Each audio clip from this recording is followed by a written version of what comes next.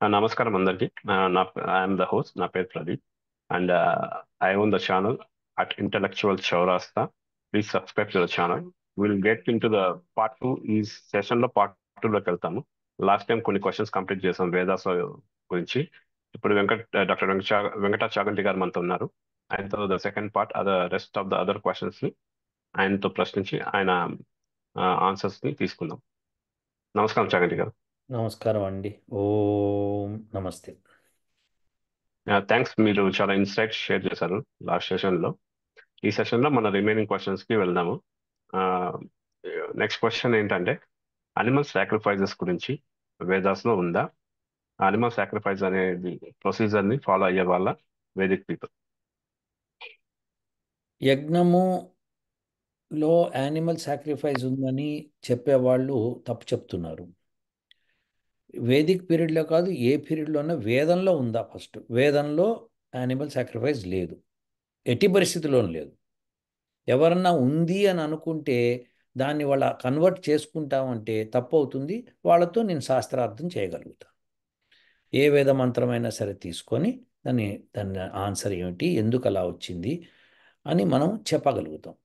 ఇప్పుడు వేదంలో ఒక మంత్రం ఇచ్చారనుకోండి, అహింస పరమో ధర్మ అన్నప్పుడు, అహింస అన్నప్పుడు అహింసే, ఇంకా లేదు, ఇంకో మాట లేదు. సో అలాంటప్పుడు మనము దానిలో హింస ఉందని చెప్పడం అంటే తప్పు అవుతుంది. యజ్ఞం చేసేటప్పుడు కానీ ఎక్కడైనా సరే అథర్వం.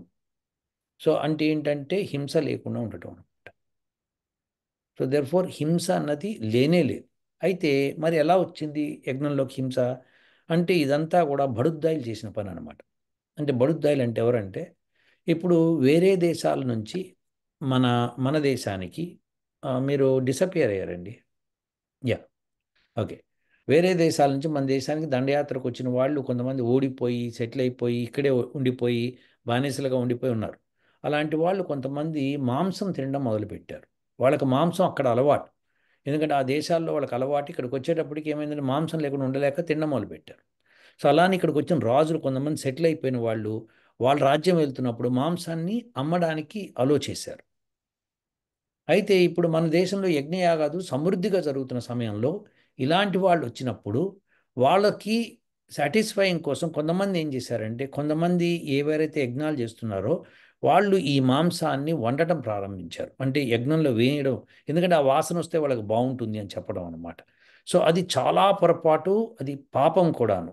కానీ అలాంటి వాళ్ళు రాజుల ప్రీతి కొరకు చేశారు. అది చాలా తప్పు చేశారు. దాన్ని ఖండించిన వాళ్ళని ఆ రాజు దండించడం మొదలుపెట్టాడు. సో భయపడేవాళ్ళు. ఇప్పుడు చూడండి, ఏ దేశంలో ఉన్నా సరే, ఇప్పుడు చైనాలో ఉందనుకోండి, చైనాలో మీరు మతం గురించి ఎక్కువగా మాట్లాడి గొడవ చేస్తే మిమ్మల్ని చంపేస్తారు. చైనాలో 2000 యూత్ని ఒకేసారి కాల్చి చంపారు, వాళ్ళు అగెయిన్స్ట్ చైనా మాట్లాడినందుకు. ఇప్పుడు మళ్ళీ చైనాకి అగెయిన్స్ట్గా ఏమైనా మాట్లాడతాడు లోపల? కాకుండా పెద్ద పెద్ద అధికారులు చంపారు. అంటే అది రాచరికం అన్నమాట. అంటే ఈ నియంతృత్వం కదా అది. మన దేశం కూడా రాచరికం ఉన్నప్పుడు నియంతృత్వం ఉండింది. సో కొంతమంది, అందరూ అని అనలేదు. సో ఆ నియంతృత్వం ధోరణితో వాళ్ళు ఏం చేశారంటే భయపెట్టి వాళ్ళు చేశారు. సో దాంతో ఏమైందంటే అలా వచ్చి దానికి వాళ్ళు, మిగతా వాళ్ళు దాన్ని రాసుకుంటూ పురాణాల్లో కొంత రాసుకొని దాన్ని అలా పెట్టుకొని వచ్చారు. అది చాలా భయంకరమైన విషయము, చాలా తప్పు జరిగింది. అది కొంతమంది చేశారు, కానీ మిగతా వాళ్ళు ఎవరు చేయరు. వేదం ప్రకారం ఎవ్వరు ఎన్నడూ ఎప్పుడూ చేయలేదు. వీళ్ళు ఈ మధ్యలో వచ్చిన వాళ్ళు పంచమకారాలని చెప్పి మద్యము, మాంసము, మత్తు, మగువ ఇలాంటివన్నీ పంచమకారాలని చెప్పి, మత్స్యము అని చెప్పి పంచమకారాలతో స్టార్ట్ చేసుకొని ఒక దరిద్రం పట్టించారు దేశాన్ని. అది ముఖ్యంగా ఎక్కడంటే బెంగాల్ రీజియన్లో ఎక్కువగా వ్యాప్తమై వచ్చింది. అది వామాచారం, అది తంత్రాలోకి వెళ్తుంది. ఎస్, అది వామాచారమే. ఇది ఇప్పుడు ఇది లేకపోతే మాంసం అన్నది ఉండనే ఉండదు. సార్ మీకు నేను ఒక శ్లోకం చెప్తాను అట్ హ్యాండ్, మీరు చూడగలుగుతారా? ఆ ఋగ్వేద ఫిఫ్త్ మండలం. ఇప్పుడు నేను చూడలేను. సరేనండి, మీకు నేను మీకు మెన్షన్ షేర్ చేస్తాను ఇప్పుడు. చేయమంటే షేర్. అది మీరు ఏంటంటే, ఆ నంబర్ చెప్తాను మీకు, జస్ట్ ఒక రికార్డ్ కోసం. మీరు జస్ట్ ఒక నోట్ చేసుకోండి. ఆ ఋగ్వేదం 5వ మండలం 29వ సూక్తము 7, 8 రుక్కులు. ఓకే. అందులో 5, 29, 7, 8 అంతేనా? 5, 29, 7, 7, 8 8. రుక్కులు. ఆ, అందులో మెన్షన్ చేస్తుంటుంది. ఒకసారి మీ శ్లోకాలు చదవండి, నేను జస్ట్ చెప్తాను బయట ఉన్న ఉమ్, ఒపీనియన్, అంటే దాని ట్రాన్స్లేషన్స్ ఉంటాయి కదా, ఉమ్, అది మిస్ ట్రాన్స్లేటెడా. దాంట్లో 300 మహిషీలను ఉమ్, అగ్ని నీకోసం వండాడు ఇంద్ర అని ఉంటుంది. అంటే ఇంద్రుడికి ఉమ్, 300 బఫర్స్ సాక్రిఫైస్ చేశారు ఉమ్, అని ఉంటుంది దాంట్లో. ఉమ్, మహిష మహిషి అంటే మీ సాంస్క్రిట్ లో మీనింగ్ బహుళనే కదండి. ఉమ్, ఉమ్, దాంట్లో 300 నంబర్ కి సంస్కృత్ వాడు 300 మహిషులు ఉమ్, ని అగ్ని నీ కోసం వండాడు. ఉమ్, తర్వాత సోమరసం కూడా నువ్వు ఇన్ని 3 కుండలేమో తాగవు అని కూడా ఉంటున్నట్లు ఆ ఉమ్. 7, 8 శ్లోకాలు. ఓకే, ఆ, ఓకే. అది యాక్చువల్ గా ట్రాన్స్లేషన్స్ లో ఎవరైతే నాన్ అదే ఆపోజిట్ వ్యూ ఉంటుంది కదా, ఉమ్, అనిమల్ సాక్రిఫైస్ ఉంది అని చెప్పే వాళ్ళు కూడా ఉన్నారు. ఉమ్, ఉమ్. రామాయణంలో కూడా ఒక ట్రాన్స్లేషన్, మీరు దాశరథి రంగాచార్య అనే అతని పేరు విన్నారా? విన్నాను. అతను చాలా బూతులు రాశాడు. వేదాన్ని ట్రాన్స్లేట్ చేయటం అన్నది చాలా బూతులు రాసుకుంటూ వచ్చాడు ఆయన. నాకు తెలుసు అది. నేను దాన్ని ఖండిస్తూ ఓకే. ఫస్ట్ ఫస్ట్ వీడియోనే నాది. ఆ, ఆమె ఆమె పేరు ఏదో ఉంది.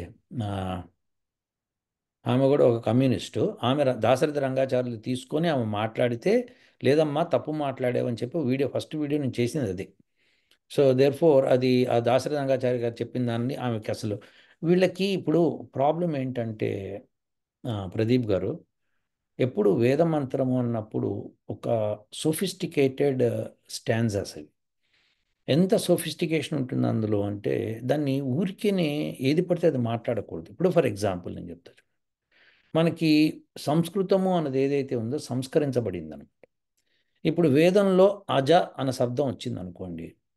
ఆ జ, జ అంటే పుట్టడం, అజ అంటే పుట్టకపోవటం, లేకపోవటం. అయితే అజ అనేది మామూలు సంస్కృతంలోకి వచ్చింది అనుకోండి, మేక అని అర్థం. ఇప్పుడు మీరు ఈ మేకను తీసుకెళ్ళి అక్కడ పెడితే అర్థం ఎట్లా ఉంటుంది చెప్పండి. సో మీరు ఇలా చెప్పింది ఎగ్జాక్ట్లీ. ఉమ్, అందుకని చాలా పదాలు, ఇట్లాంటి పదాలు సంస్కరించబడిన సంస్కృతంలో ఉన్న పదాలకి, వేదంలో గీర్వాణ భాషలో ఉన్న పదాలకి చాలా డిఫరెన్స్ ఉంది. దాని అర్థం కూడా సరిగ్గా చేసుకోవాలి. ఇప్పుడు మనం ఒక ఒక పదం ఉందనుకోండి, ఆ పదము 2 పదాల కలయిక అనుకోండి, అది సంధి అవ్వచ్చు, సమాసం అవ్వచ్చు, రెండును అవ్వచ్చు.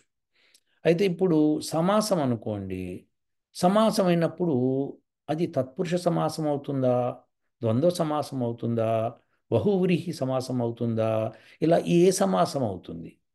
సమాసం అయినప్పుడు ఒకవేళ తత్పురుష సమాసం అయితే ద్వితీయ తత్పురుషం అవుతుందా, తృతీయ తత్పురుషం అవుతుందా, చతుర్థి తత్పురుషం అవుతుందా చెప్పాలి.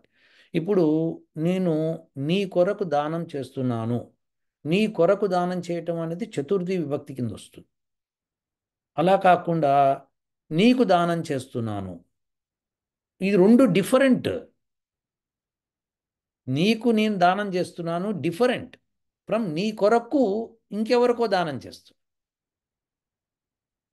ఇప్పుడు ఏమంటారు, మీరు పురోహితులను అడిగితే మీరు వేదాంగాస్ లో ఆ, చెప్పండి. Okay, sorry yeah. So interrupt. ఇప్పుడు పురోహితుని అడిగి అనుకోండి, మీ నాన్నగారి పేరు మీద గుళ్ళో దానం చేయండి అని అనుకోండి. సో నాన్నగారి పేరు మీద నాన్నగారి కొరకు దానం చేయమని చెప్పడం అనమాట. దా నాన్నగారికి దానం చేయటం కాదు. సో ఈ రెండు డిఫరెంట్ అనమాట. సో ఇది అర్థం తెలుసుకోకుండా, ఆ సమాసం ఏదో తెలుసుకోకుండా అర్థం చెప్పలేము, తప్పు అవుతుంది అది. సో అలా చాలా డిఫరెన్సెస్ ఉన్నాయి. అలంకారాలు ఉంటాయి, కొన్ని చోట్ల అలంకారాలు ఉంటాయి. అలంకారాలను తెలుసుకోకుండా మనం మాట్లాడకూడదు. అలానే స్వరాన్ని బట్టి మీకు అనుద్దాతం వచ్చిందా, ఉదాత్తం వచ్చిందా, స్వరితం వచ్చిందా, అనుద్దాతము మొదట వచ్చిందా తర్వాత వచ్చిందా పదంలో, ఆది ఉదాత్తమా, అంత్య ఉదాత్తమా తెలుసుకొని మనం ఆ పదానికి అర్థం చెప్పాలని చెప్పి పాణిని మహర్షి రాసిన సూత్రాలు.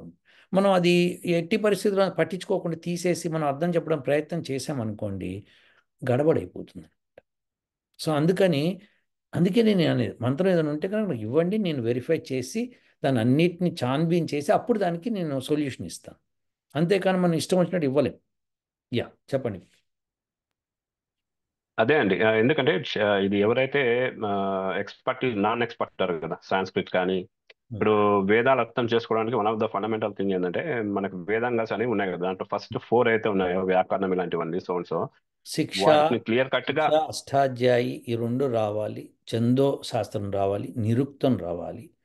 ఇవి కాకుండా మనకి ఇంకా జ్యోతిష్యం ఉంది. అది కాకుండా ఇంకోటి మీరు చెప్పిన ఆ, ఏంటిది అది, ఆ, వ్యాకరణం, కాదు కాదు కాదు, ఆమ్, కల్పం. సో ఈ కల్పం. 6 షడాంగాలు అనమాట. సో ఎందులో మనము ఈ వీటిల్లో మనము ఏది చెప్పుకోవాలన్నా కానీ ఒకదాని తర్వాత ఒకటి చెప్పుకోవాలంటే ఫస్ట్ మనం శిక్ష వ్యాకరణము, శిక్ష అష్టాధ్యాయి ఈ రెండు బాగా నేర్చుకోవాలి. అయితే ఈ రెండు నేర్చుకున్నప్పుడు అష్టాధ్యాయిలో మనకి ఏమైనా సమస్యలు వచ్చినప్పుడు ఆయన శిష్యుడైన కాత్యాయనుడు ఏం చేశాడంటే వార్తికాలు రాశాడు. వార్తికాలు అంటే కరెక్షన్స్ కొన్ని చేసి పెట్టాడు. ఇవి ఇట్లా కాదు, మన పాణిని మహర్షి తప్పు అనుకున్నాడు, ఇది ఇట్లుండాలని ఏదో రాశాడు.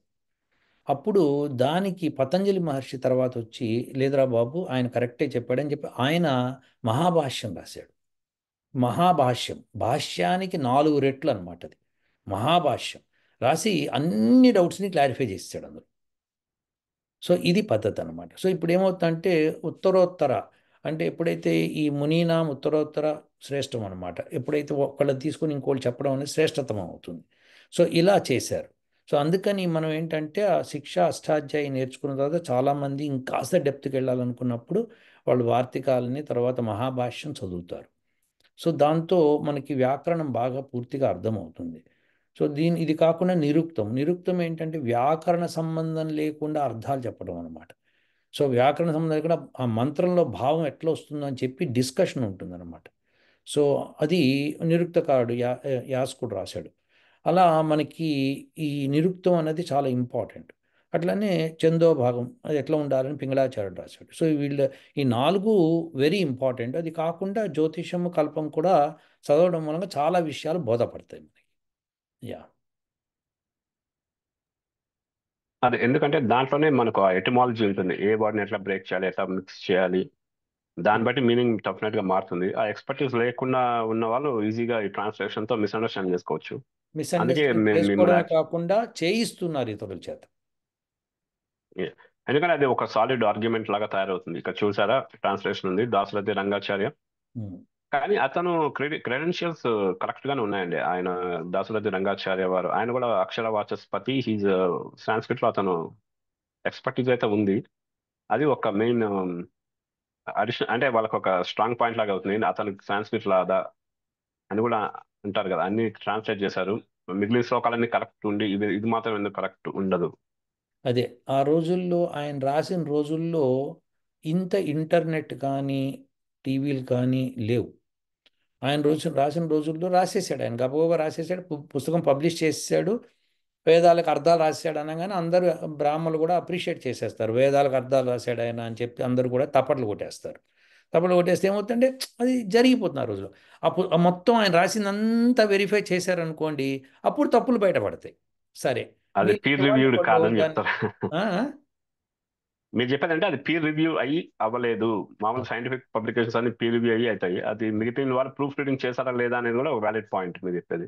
అది ప్రూఫ్ రీడింగ్ చేస్తారు, ఇది తప్పులు లేకుండా అక్షరాలు తప్పులు దొరకకుండా చేస్తారు, అంతేకాని మీనింగ్ ఐ మీన్ మీనింగ్. చేయలేరు. అది కష్టం. అది చేయాలి అంటే వాటిలో నిష్ణాతుడై ఉండాలి.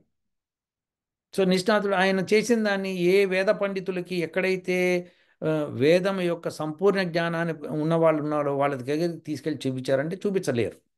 చూపించలేనప్పుడు మనకి అది ఎలా అవుతుంది? కాదు కదా, అవునా కదా. ఇప్పుడు నేను ఒక వేద మంత్రాన్ని గురించి నేను ఈ ఈ యూట్యూబ్లో నేను చేసి పెట్టాను అనుకోండి, అప్పుడు ఎవరన్నా వేద పండితుడు ఇది తప్పండి ఇది కాదండి అర్థం ఇట్లా వస్తుందని అనుకోండి అని ఆయన నాకు మెసేజ్ పెడితే మళ్ళీ దాన్ని నేను ఇది లేదు నాయన నువ్వు తప్పు చెప్తున్నావు, ఇగో ఇది కరెక్ట్ అని చెప్పి నేను చెప్తాను. సో ఇప్పుడు అట్లనే నేను చెప్పాను కదా, ఇదివరకు ఓ మంత్రంలో శ్రీ ఇష్టతే లక్ష్మి ఇష్ట అన్న మంత్రంలో ఎవరో ఒక అతను అది శ్రీ కాదు హ్రీ అని ఉండాలని చెప్పి పెట్టాడు నాకు. పెడితే లేదు నాయన అది హ్రీ ఉండకూడదు, హ్రీ అంటే అర్థం వేరు వస్తుంది, ఇక్కడ అర్థం వేరుంది, కాస్త గమనించని చెప్పి మళ్ళీ నేను దానికి ఒక వీడియో చేయాల్సి వచ్చింది. సో అది మనము ఇలా చేసేటప్పుడు ఏమవుతుందంటే అట్లా డిస్కషన్లో ముందుకెళ్ళినప్పుడు వేద పండితులందరూ ఉన్నప్పుడు ఆ సభలో డిస్కషన్ చేయడం జరిగితే బాగుంటుంది. ఇప్పుడు వేద పండితులు అంటే మీరు బాగా అర్థం చేసుకోవాల్సింది ఏంటంటే మంత్ర పఠనం చేసే వాళ్ళు వేరు. వేదానికి అర్థం చెప్పేవాళ్ళు వాళ్ళు వేరు. మనకు అర్థం కావాలి, ఇక్కడ అర్థపాఠం ముఖ్యం. ఎందుకంటే మీరు అనేటట్టుగా ఇప్పుడు 5వ మండలంలో 29వ సూక్తంలో 7, 8 మంత్రాల్లో మాంసం ఉంది అని చెప్పి మీరు మాంసం వండినట్టు ఉంది అని చెప్తున్నారు కాబట్టి అది నేను ఇప్పుడు తీసుకొని చెప్పాలి. అవునా, అది అర్థం చెప్పాలి. దాని మంత్రం చదివితే ఎవరికి ఏం అర్థం కాదు కదా. సో మంత్రం అర్థం చెప్పినప్పుడు ఓహో ఇలానా, ఇలా కాదు అని అర్థం చేసుకుంటారు. ఖచ్చితంగా ఆ 2 మంత్రాలకి నేను అర్థం చేసి రెడీ చేస్తాను నేను. ఓకేనా? యా. ఇంకా ఓకే, థ్యాంక్స్ సార్. నెక్స్ట్ ఏంటంటే మోస్ట్లీ వేదాస్ లో is just praises to God, అంటే దేవుని కీర్తిస్తూ మాకు గుర్రాలు కావాలి, లేకపోతే మాకు మంచి పంటలు పండాలి, వర్షం పడాలి, లేదా వర్షం ఆగిపోవాలి. జస్ట్ ప్రైజెస్ టు గాడ్ అంటే దేవుని కీర్తిస్తూ ఉండే మొత్తం అవే ఉంటాయి. అంటే వాళ్ళు, అండ్ దాని ఇంకో కంటిన్యూయేషన్ క్వశ్చన్ ఏమంటే, వేదిక్ టైంలో మనకు ఇంద్రుడు మేజర్ డైటీ, అగ్ని, వీళ్ళు ఉంటారు. మనం పురాణిక్ టైమ్స్కి వచ్చేసరికి గాడ్స్ మారుతారు. ఇక్కడ విష్ణు, శివుడు, శక్తి, వీళ్ళు సెంటర్ స్టేజ్ తీసుకుంటారు. వేదాస్ లో గాడ్స్ సెంటర్ స్టేజ్ లో ఉండేది ఎవరంటే అగ్ని, ఆ, ఆ, ఎవరు వాయువు, ఇంద్రుడు మెయిన్ వాళ్ళందరికీ. అండ్ విష్ణు అని ఉంటుంది, రుద్ర ఉంటుంది. విష్ణు అయితే ఆ ఇంద్రునికి అసిస్టెంట్ లాగా ఉంటారు యాక్చువల్గా. అదే పురాణిక్ టైమ్స్ వచ్చేసరికి విష్ణువు మారుతారు. అంటే ఈజీ, జస్ట్ అది మిస్నామరా, అంటే విష్ణు అనేది యాక్చువల్ మీనింగ్ వేరు, వేదాస్కి ఇక్కడికి డిఫరెంట్ గా వేరు ఉండొచ్చు. దాన్ని ఎక్స్ప్లెయిన్ చేస్తారు ఈ 2 questions. Yeah. Praises to God and difference between Vedic gods కి పురాణిక్ గాడ్స్ కి అఫ్లిక్ ఎట్లా అయింది. యా, 2 విషయాలు ప్రదీప్ గారు అందరూ బాగా అర్థం చేసుకోవాల్సిందంటే, ఫస్ట్ ఆఫ్ ఆల్ గాడ్స్ అనే ప్లూరల్ టర్మ్ వాడద్దు ఎప్పుడు కూడా. Okay, number 1. అంటే మీరు వాడుతున్నారు, అది అలా అర్థం చేసుకున్నారు కాబట్టి, చూసారా, అర్థం అలా వచ్చింది కాబట్టి. ఇప్పుడు అది ఫస్ట్. తర్వాత వేదిక్ పీరియడ్, పౌరాణిక్ పీరియడ్, ఈ 2 పీరియడ్లు ఉండవు. ఫాలో అయ్యే వాళ్ళు మాత్రమే ఉంటారు. అంటే ఏంటంటే వేదాలని ఫాలో అయ్యే వాళ్ళు ఎప్పుడూ ఉన్నారు, అలానే పురాణాలు ఫాలో అయిన వాళ్ళు ఇప్పుడు ఉన్నారు. సో ఇప్పుడు మనకి గాడ్స్ అన్నది లేదు వేదంలో, దేవతలు ఉంది. దేవతలు వేరు, దేవుడు వేరు. దేవతలు అంటే ఇప్పుడు మనకి 33 దేవతలు ఉన్నారు. ఆ 33 దేవతలు ఎవరు అంటే, మనకి శరీరంలో ఉన్న 11 రుద్రులు, తర్వాత 8 వసువులు, అష్టవసువులు అంటారు. అంటే పంచభూతాలు, సూర్యుడు, చంద్రుడు, నక్షత్రాలు కలిపి అష్టవసువులు అంటాం. ఇవి కాకుండా, ఇవి ఇక్కడితో 11 ప్లస్ 8 19 అయినాయి. ఇవి కాకుండా 12 మాసాలు టైంను కూడా ఆ దేవతల కింద తీస్తారు. సో 12 మాసాలు కలిపితే 31. ఇంద్రుడు, తర్వాత ప్రజాపతి, ఈ 33 దేవతలు. ఇవి ఈ దేవతలు, ఇంద్రుడు అంటే ఏంటంటే విద్యుత్ అనమాట ఇక్కడ. ప్రజాపతి అంటే యజ్ఞం. ఇవన్నిటినీ దేవతలు అంటారు. ఇవి కాకుండా వీటిని సృష్టి చేసిన పరమాత్మనే దేవుడు. సో అంటే దేవతలు ఉన్నారు వేదంలో. అంటే ఇప్పుడు మనము ఒకలాగా అనుకోవచ్చా సార్, లేకపోతే ఒక క్వశ్చన్ ఏంటంటే నాకు ఇప్పుడు మీరు చెప్పిన దాని నుంచి, ఉమ్, అంటే ఒక న్యాచురల్ ఫోర్సెస్ ని చాలా కాలం ముందు పైన ఎవరో దేవుడు ఉన్నాడు, వర్షం పడడానికి పైన ఒక దేవుడు అనే ఒక లోకం ఉంది, ఒక దేవత అనే ఆయన ఉన్నాడు, ఆయన వరుణుడు, ఆయన వల్ల వర్షం పడుతుంది. లేకపోతే ఒక మెరుపు వచ్చింది పెద్దది, చెట్లు కాలిపోవడం, పెద్ద విధ్వంసం జరిగింది అనుకోండి. పైన వేరే భగవంతుడు ఉన్నాడు, ఆయన పేరు ఇంద్రుడు, ఇట్లా ఎలక్ట్రిక్ షాక్ పంపిస్తున్నాడు కిందికి అని అని వాళ్ళు అనుకునే వాళ్ళ, దాన్ని, ఆ లాంగ్వేజ్ ని, ఆ అంటే ఒక ఛందస్సు ఉంటుంది కాబట్టి వినడానికి మంచిగా ఉండడం వల్ల మనం ఏమైనా నార్మల్ కాన్వర్సేషన్ ని మంత్రంగా భావిస్తున్నాం. ఆ, బాగా చెప్పారు. నార్మల్ కన్వర్జేషన్ని మంత్రంగా భావించాల్సిన అవసరం ఏర్పడదు ఎప్పుడు, ఎట్టి పరిస్థితుల్లో. ఎందుకంటే నేను ఒక కార్ తయారు చేయాలనుకోండి, ఒక కార్ తయారు చేయడానికి ఇప్పుడున్న ఫెసిలిటీ ఏది ఉందో అది తయారు చేస్తాం, బ్రహ్మాండంగా అయిపోతుంది. సో అలా కాకుండా ఒక సోఫిస్టికేషన్ కావాలనుకోండి, చాలా కష్టపడాలి, కష్టపడి తయారు చేయాలి. దానిలో ఎన్ని ఫెసిలిటీస్ ఉండాలంటే, ఇప్పుడు నాసా వాళ్ళు అనౌన్స్ చేశారు ఏమని, చంద్రుడి మీదకి మనుషులను పంపిస్తాము, వాళ్ళకి అక్కడ తిరిగేటప్పుడు వాళ్ళకి ఏదైనా ప్రమాదం జరిగితే మళ్ళీ తీసుకొచ్చి స్పేస్ షిప్ దగ్గర తీసుకురావడానికి ఏదైనా ఫెసిలిటీ ఉండేటట్టుగా మీరు డిజైన్ చేయండి, మాకు పంపించండి, $20,000 ఇస్తాము అంటున్నారు. సో ఇప్పుడు చంద్రుడి మీద అడుగు పెట్టేటప్పుడు వీళ్ళు ఈ ఫెసిలిటీస్ గురించి మాట్లాడలేదు కదా. ఫస్ట్ అడుగు పెట్టేశారు, మేము వెళ్ళిపోయినాం, అది ఒక్కటే. సో ఆ రోజుల్లో మీరు ఒకవేళ వేదం కనుక 4000 సంవత్సరాలు అయిందనుకుంటే, ఆ రోజుల్లో మాటలే సరిపోయేవి. ఇటువంటి ఛందస్సుతో కూడినవి ఎందుకు తయారు చేయాలి అంటే ఏంటి? ఛందస్సుతో కూడినవి తయారైతే హైలీ ఇంటెలిజెంట్ అయి ఉండాలి. హై ఇంటెలిజెన్సీ ఉంటేనే అది అవుతుంది. అంటే high intelligence just in terms of literature, అంటే ఇప్పుడు మనకు సినిమా పాటలు నో నో రాయడం నో నో వేరు, అతను లిటరేచర్ కాదండి, రాకెట్ తయారు లిటరేచర్ చేయడం కాదు. వేరు కదా. లిటరేచర్ కాదు. ఇప్పుడు నువ్వు తయారు చేసినప్పుడు ఎందుకు ఛందస్సు చేసావన్న క్వశ్చన్ వస్తుంది. క్వశ్చన్ వచ్చినప్పుడు దానిలో అర్థానికి తగ్గట్టుగా స్వరాలు ఉండాలి. ఆ స్వరాలతో కూడిందే ఛందస్సు కదా. సో మీకు ఆ స్వరమే లేకపోతే కనుక ఛందస్సుతో పని ఉండదు ఇక మనకి. సో దేర్ ఫోర్ ఛందస్సు స్వరము ఉండి దాంతోనే అర్థం చెప్పగలుగుతాం కాబట్టి ఆ మంత్రం యొక్క వ్యాలిడిటీ ఉంటుంది. ఇప్పుడు నేను అదే కానీ అది ఒక ఇప్పుడు ఇప్పుడు గాయత్రి మంత్రం చదివి తత్సవితుర్వరేణ్యం వరేణ్యం అని ఎందుకు చదవాలి? వరేణ్యం అంటే సరిపోతుంది కదా? కాదు, వరేణ్యం అని చదవడంలో అర్థం చాలా ఉంది. ఇప్పుడు విశేషం ఏంటంటే ఇది తెలుసుకోవాలి. నేను అంటే ఒక షార్ట్ స్టాంజాలో ఎంత పెద్ద అర్థాన్ని ఇవ్వగలుగుతున్నాను అంటే అనేక అర్థాలను ఇవ్వగలుగుతున్నాను.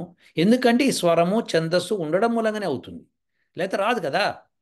సో ఆ ఇంటెలిజెన్సీ ఆ రోజున ఉంది అని మీరు ఒప్పుకున్నట్టయితే కనుక దాని అర్థాన్ని అలానే ఇమిడ్చాలి అనుకున్నారంటే కనుక అది ఉన్నట్టు లెక్క. అలా కాకుండా అదంతా ఏం లేదు, ఊరికే పాడితే వినడానికి బాగుంటుంది కదా అందుకే వాటిని శృతులు అన్నారు అంటే తప్పు అవుతుంది.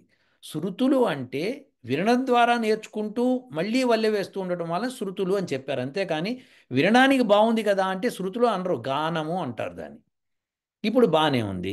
ఈ వేద మంత్రాన్ని నేను ఋగ్వేదాలని ఒక రకంగా పఠించడము, యజుర్వేదం ఒక రకంగా పఠించటము, సామవేదం ఇంకో రకంగా పఠించడం, ఇలా చేయాల్సిన అవసరం లేదు నాకు. ఒక ఒక నేను ఒకటి ఏదో ప్రకృతిని చూశాను, ఓకే పిడుగు పడింది, ఆ పిడుగు పడిన దాన్ని నేను రాశాను, అయిపోయింది. కానీ ఇప్పుడు అగ్న ఆయాహి వీత ఏ ఏ అని ఒక మంత్రం ఉందనుకోండి, అది మన ఋగ్వేదంలో ఉంది, సామవేదం ఉందనుకోండి, అప్పుడు దాన్ని నేను రెండు విధాలుగా చదవాల్సిన అవసరం లేదు నాకు. పైగా రెండిటికి దేవతలు ఒకటేనా, రెండిటికి ఋషులు ఒకళ్ళేనా, ఇది చూడాలి. సో ఇది చూసినప్పుడు ఎందుకు మారాలి? ఋగ్వేదంలో ఒక ఋషి ఉన్నప్పుడు ఇక్కడ కూడా అదే ఋషి ఉండాలి, ఇక్కడ ఒకటే దేవత ఉన్నప్పుడు ఇక్కడ కూడా అదే దేవత ఉండాలి. అలా లేదు కదా. సో లేనప్పుడు మనము ఎందుకు చదవాలి అట్లా? సో దీని అర్థం ఏంటంటే, నేను మీరు బాగా అర్థం చేసుకోవాల్సింది ఏంటంటే there is some deep intelligency there which is beyond the scope of this normal mind who are talking. వేదం నేర్చుకోకుండా మాట్లాడుతున్నారు. విశేషం ఏంటంటే ఐ కెనాట్, ఇప్పుడు నేను ఉన్నాను అనుకోండి, న్యూక్లియర్ బాంబ్ లేదండి అని అన్నాను అనుకోండి, let's say as a layman, లేదండి, లేదండి జపాన్లో పడిందండి 1945లో పడిందండి హిరోషిమా నాగసాకి అంటే, అబ్బే అది ఉత్తి బాంబు అండి, న్యూక్లియర్ బాంబు అని వీళ్ళంతా బెదిరి పెడతారు, అసలు అటువంటిది లేదండి, న్యూక్లియర్ బాంబే ఉండదు, సాధ్యమే కాదు అని నేను ఆర్గ్యూ చేస్తున్నా. మీరు దాన్ని నన్ను ఎట్లా అపోజ్ చేస్తారు చెప్పండి? నేను ఆర్గ్యూ చేస్తున్నా, లేదండి అసలు అటువంటిది లేదు, అసలు లేనే లేదు, లేదండి అసలు సైంటిస్టులు చంద్రుడి మీద అడుగు పెట్టలేదు, ఇట్లా మొండిగా వాదిస్తున్నా అనుకోండి, మీరు సమాధానం చెప్పరు, వీడికి తెలియదని వదిలేస్తాం. అలా కాకుండా నేను దానికోసం కృషి చేసి నేను ఒక సైంటిస్ట్గా, న్యూక్లియర్ ఫిజిక్స్ సైంటిస్ట్గా కనుక్కొని బాంబుని తయారు చేసి, ఇగో నేను తయారు చేశాను అని నేను చెప్తున్నాను అన్నప్పుడు, మీరు తయారు చేశారా అని మీరు కూడా మొండిగా వాదించి, లేదండి అటువంటిది ఏమి ఉండదు అంటే నేను ఎత్తి మీద వేయాలి బాంబు అని నేను అంటా, అంతకంటే ఏమంటాను నేను. సో అలానే ఇప్పుడు ఇదేంటంటే వేద మంత్రాలని లేదు, ఎవడో పిచ్చిగా వాగాడు, ఎవడో రాసేసుకున్నాడు, లల్లాయి పాటలు రాసుకున్నారు, ఆ రాసుకున్నదే మనకు వచ్చింది అన్నప్పుడు వేద మంత్రాలు నిర్దిష్టంగా 20,349 మంత్రాలు మాత్రమే ఎందుకు ఉంటాయి? అప్పుడు నిర్దిష్టంగా ఉంటాయి. పైగా ఆ మంత్రాలు ఎక్కడా తప్పకుండా ఉండడానికి ఒక సిస్టమ్ ఉంది దానికి. ఇంకా కొత్త మంత్రాలు చేర్చడానికి వీలు లేదు, ఉన్న మంత్రాలు తీసేయడానికి వీలు లేదు. అటువంటి సిస్టమ్ నిర్మించి పెట్టారు అక్కడ. ఎవడన్నా కనుక ఏదన్నా డిస్టర్బ్ చేయడానికి ప్రయత్నం చేస్తే అన్డిస్టర్బ్డ్గా తయారై కూర్చుంటుంది మళ్ళీ అది. So therefore you have no choice. ఇప్పుడు పురాణం ఉందనుకోండి, ఫర్ ఎగ్జాంపుల్ ఒక పురాణం ఉంది, పద్మ పురాణం ఉంది, రాశారు, పురాణాలు బ్రహ్మాండంగా రాసుకున్నాడు, దానిలో మీరు ఒక శ్లోకం యాడ్ చేసుకోండి, ఎవడు పట్టించుకోడు, దానికి సంబంధం లేదు, అది మనుషులు రాసింది. కానీ వేదం పరమాత్ముడు ఇచ్చింది కాబట్టి ఎవడు రాశాడు అన్నది లేనే లేదు అక్కడ.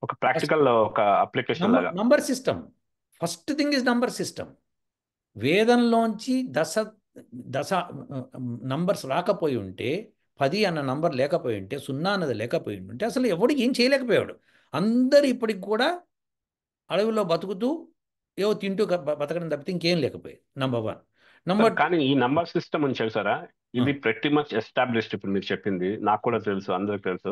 ఇది ప్రపంచంలో ఈ వెస్ట్ వాల్ కానీ ఈస్ట్ సౌత్ ఎవరు కూడా దీన్ని అంటే అండర్మైన్ చేయరు, దీన్ని తప్పని చెప్పరు. Everybody accepts it and everybody gives India credit that number system కానీ డెసిమల్ సిస్టమ్ అనేది ఇండియా వాళ్ళు నేర్పించారు, ఎస్పెషల్లీ జీరో కానీ ఇవన్నీ. They will definitely give credit to India. Exactly ఇంకా చెప్తున్నా. ఇంకా అది అది ఇచ్చినప్పుడు ఇంకా మిగిలిన వాటిలో ఎందుకు ఇది ఫాల్స్ అని చెప్తున్నారు? మిగిలినవన్నీ జస్ట్ లోకస్ అని ఎక్కడా ఫాల్స్ లేదు. ఇప్పుడు విశేషం ఏంటంటే దాన్ని నిరూపించదలుచుకుంటే నిరూపించబడుతుంది, లేకపోతే నిరూపించబడదు. నంబర్ 1. నంబర్ 2, ఇప్పుడు యజ్ఞం చేస్తాం, యజ్ఞం మూలంగా వాయు శుద్ధి అవుతుంది అన్నది నంబర్ 2. ఈ వాయు శుద్ధి జరుగుతుంది అన్నదని నేను నిరూపించాను, మీరు ఎవరైనా నిరూపించుకోవచ్చు. ఎవరికి అసలు అభ్యంతరం లేదు కదా. మీరు హోమం చేయించుకోవడం, దాన్ని మెషిన్స్ పెట్టి చూసుకోవటమే. You will know it. Okay. Number 2, జలం శుద్ధి అవుతుంది. ఇది నంబర్ 3. పృథివీ శుద్ధి అవుతుంది. నంబర్ 4. ఇప్పుడు జలం శుద్ధి అవుతుందని దానికి చాలా సింపుల్ ఎగ్జాంపుల్. మీరు ఏం చేస్తారంటే మంచి మెటీరియల్స్ ఏవైతే హోమానికి కావాల్సిన మెటీరియల్స్ ఉన్నాయో తీసుకొని హోమం చేయండి. చేసిన తర్వాత వచ్చిన బూడిదని కొంత నీళ్ళలో వేస్తే కనుక ఆ నీళ్లు శుద్ధి అవుతాయి. యూ కెన్ టేక్ వడగట్టేసేయండి తర్వాత బట్టతో, ఆ వాటర్ చాలా శుద్ధి అవుతుంది. దానికి అమృతప్రాయం అన్నమాట, భేషజం అన్నమాట, అంటే ఔషధం అన్నమాట అది. ఓకే. మీరు అది ఆ డేటా ఏమైనా పబ్లిష్ చేశారా? ఈ వాటర్ ప్యూరిఫికేషన్ పబ్లిష్ చేశాను నేను. ఫస్ట్ పబ్లికేషన్లోనే ఉంది నాది. ఓకే. విశేషం ఏంటంటే నేను వాటర్లో ఇప్పుడు నేను టెస్ట్ చేసింది కాదు, ఇక్కడ అమెరికాలో ఉన్న సంస్థ టెస్ట్ చేసింది అది. సో టెస్ట్ చేసిన దాన్ని రిజల్ట్గా పబ్లికేషన్ చేశాను నేను. So the point is here, ఎవడు తీసుకోవడానికి సిద్ధం ఎందుకు పడ్డంటే ఆ యజ్ఞ ప్రక్రియ ఎవరికి తెలియదు. ఇప్పుడు అమెరికాలోకి నేను చెప్తాను ఇది యజ్ఞ ప్రక్రియ అంటే అదంతా రిలీజియన్ అండి మీరు ఏదో చెప్తూ అంటాడు. కానీ విశేషం ఏంటంటే వాడికి తెలుసు అది కరెక్ట్ అని. ఫర్ ఎగ్జాంపుల్ నేను చెప్తాను, యజ్ఞం మూలంగా వర్షం పడుతుందా పడదా? ఇది క్వశ్చన్.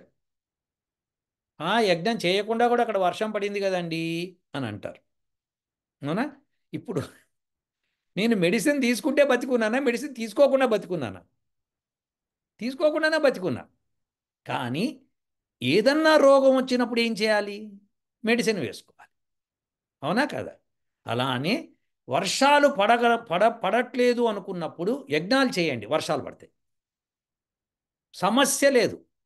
దీనికి ఒక నిరూపణ ఇస్తాం, అమెరికాలో చేస్తున్నారు, అదేంటో చెప్తాను. ఇప్పుడు కొలరాడో ఆ ప్రాంతాల్లో వెస్ట్రన్ సైడ్ వెళ్తున్నప్పుడు అమెరికాలో ఆ వెస్ట్రన్ సైడు ఒక చోట కొండల మీద ఈ వింటర్లో మంచు బాగా పడుతుంది, స్నో పడుతుంది.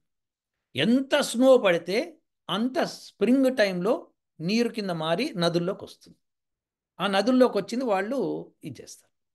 వాళ్ళు ఇప్పుడు ఒక్కొక్క సంవత్సరం పడకపోయేటప్పటికి, నీళ్ళు రాకపోయేటప్పుడు వాళ్ళు ఏం చేసిందంటే ఒక మెషిన్ పెట్టింది.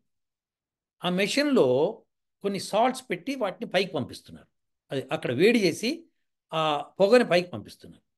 పంపించి అది అట్మాస్ఫియర్లో వాటర్ని క్యాప్చర్ చేసి మంచు రూపంలో తీసుకొస్తాం. అది ఆల్రెడీ ఎక్స్పెరిమెంట్ చేసి వాళ్ళు అక్కడ పెట్టి ఉంది. అది నేను ఒక పేపర్ పబ్లికేషన్లో దాని గురించి చెప్పాను కూడా శుభ్రంగా. సో అది ఆల్రెడీ చేస్తాం, మనం యజ్ఞం చేస్తాం. సో ఇది possible, number 1.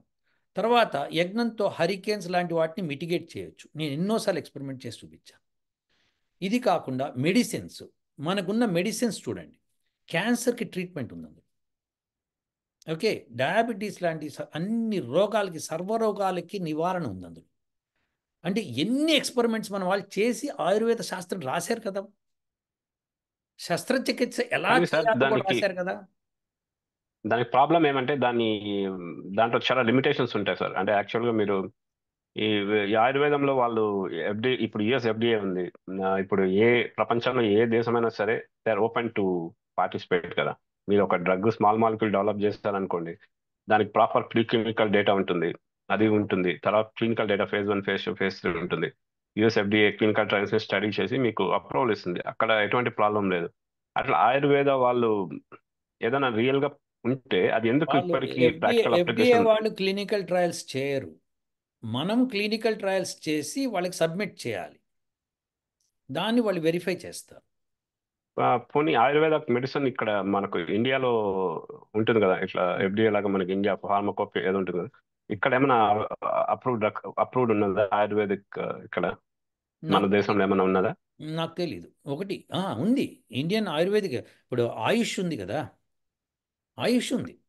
Ayush will give. Problem ఇక్కడ ఒకటి ఉందండి, మీరు బాగా అర్థం చేసుకోవాల్సింది ఏంటంటే ప్రోత్సాహం గవర్నమెంట్ నుంచి ఉండాలి. ఇప్పుడు గవర్నమెంట్ కనుక ఆయుర్వేదంలో మీరు నాకు క్యాన్సర్ మెడిసిన్ కనిపెట్టండి 10 కోట్లు ఇస్తామని చెప్పి ఒక్క అనౌన్స్మెంట్ చేయండి, ఎవ్వడికి వాడు తిప్పలు పడి తీసుకొచ్చి చూపిస్తాడు. ఇక్కడ అమెరికాలో ఫార్మా కంపెనీలు వస్తాయి. Pharma is the multi trillion company. Pharma గురించి డాక్టర్లు బెదిరిపోతారు. డాక్టరు ఆ ఫార్మా కంపెనీ ఇచ్చిన మెడిసిన్ని ఇది వాడకపోతే, డాక్టర్ కనుక దాన్ని రికమెండ్ చేయకపోతే డాక్టర్ని వాళ్ళు బ్లాక్ లిస్ట్లో పెడతారు. అంటే you will not get patients, you will not get permissions, you will not get so many things అనమాట, ఫెసిలిటీస్ ఉండవు. సో ఈ డాక్టర్ బెదిరిపోయి ఫార్మా చెప్పినట్టు వింటూ ఉంటారు. Pharma is the one which is controlling this country. మీకు ఫార్మా అన్నది లేకపోతే, ఫార్మాని తీసి పక్కన పెట్టేస్తే ఈ దేశం ఎప్పుడో బాగుపడుతుంది, ఇన్ని రోగాలు ఉండవు.